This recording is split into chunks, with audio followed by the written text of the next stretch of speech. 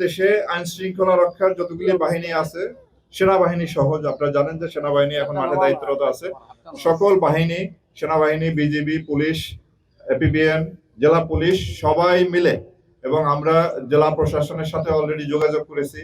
এইখানে এই যে একটা অভয়াশ্রম তৈরি হয়েছে সন্ত্রাসীদের, এই জায়গাগুলো যদি সরকারি জায়গা হয়, সরকার যেন তার এই জায়গা উদ্ধারের জন্য ব্যবস্থা গ্রহণ করে, এবং সেখানে আপনার যত সময় লাগে, যত দিন লাগে, এই অভয়াশ্রম, এই যে সন্ত্রাসীদের যে এখানে বসবাসের যে একটা সেটাকে আমরা নির্মূল করব।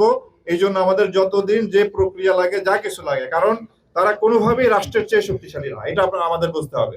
আমরা হয়তো এতদিন এটা করা হয় নাই, বাট এবার ইনশাল্লাহ আমরা এই সন্ত্রাসীদের যে অভয়াশ্রম, এটা নির্মূল করবো ইনশাল্লাহ। Thank you. আপনার তদন্ত হবে, এবং এই তদন্তের মাধ্যমে এই ঘটনার সঙ্গে, এই হত্যাকাণ্ড, র্যাবের উপর আক্রমণ, এই ঘটনার সঙ্গে জড়িত যারাই পাওয়া যাবে তাদেরকে আমরা আইনের আওতায় নিয়ে আসবো। আমরা এটার যারা মামলার যিনি তদন্তকারী কর্মকর্তা, তারাই বলতে পারবেন যে এটার কারা কারা সম্পৃক্ত আছে।